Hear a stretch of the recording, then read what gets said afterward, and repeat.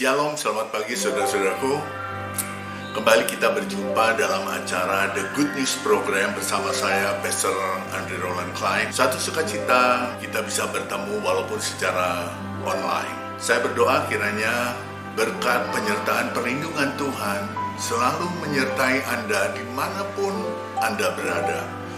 Nah, saudara-saudaraku, ada suatu kisah di Alkitab di mana seorang panglima dari Raja Aram, yaitu yang namanya Naaman. Naaman adalah seorang panglima yang sangat disegani, sangat dihormati oleh tuannya. Tetapi sayangnya Naaman menderita satu penyakit, yaitu penyakit kusta. Naaman memiliki seorang pelayan atau pembantu, seorang wanita dari Israel yang menjadi pelayan dari istrinya.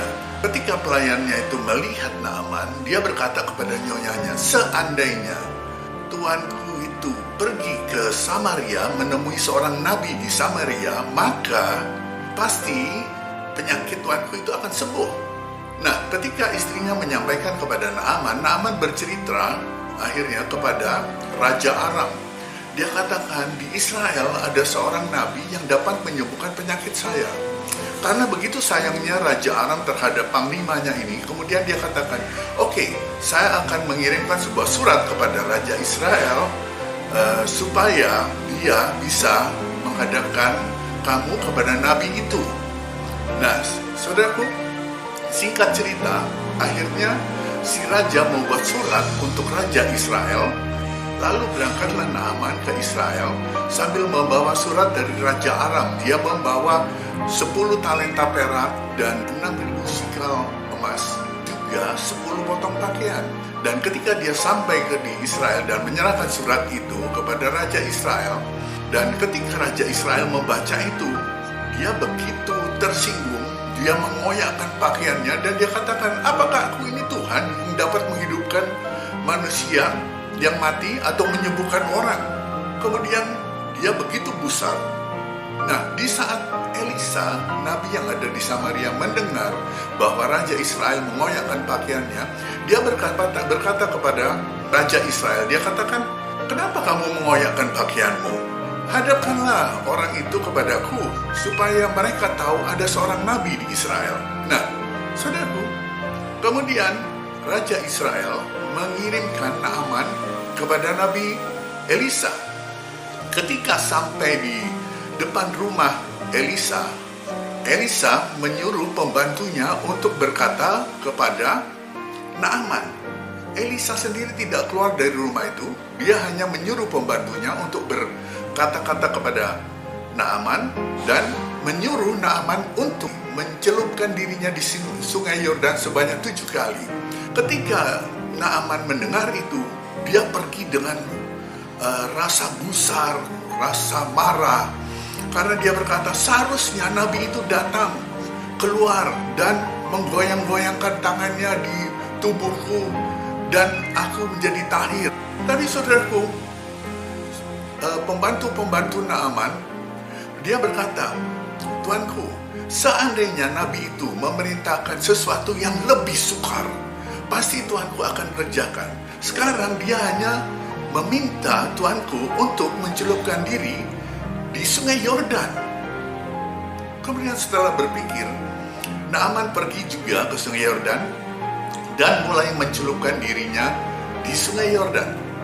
Dia mencelupkan 1 kali, tidak terjadi apa-apa. Mencelupkan diri lagi kedua kali, dia berkata, "Mungkin orang-orang di sekelilingku akan menertawai aku."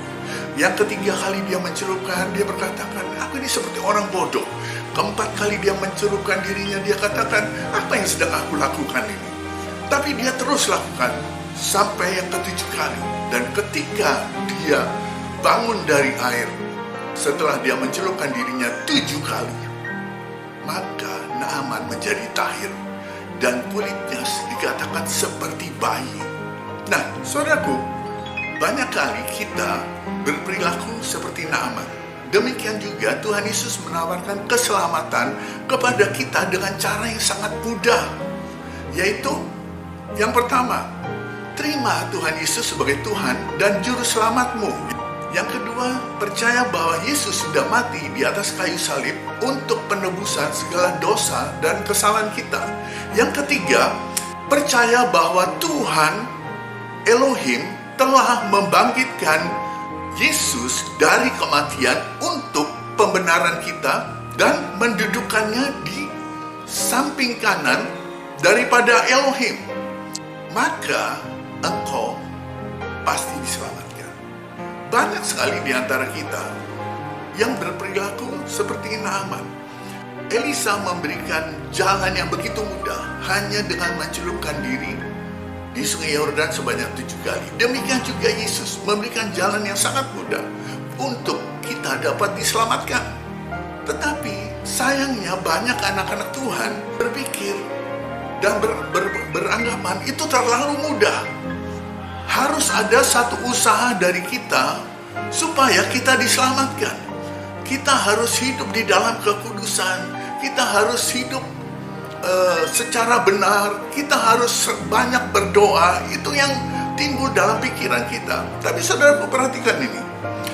Kalau kita mau baca dari Yakobus pasal yang kedua ayat yang ke-10, dikatakan di sana, sebab barang siapa menuruti seluruh hukum itu, tetapi dia bersalah satu bagian daripadanya, maka dia bersalah atas seluruhnya.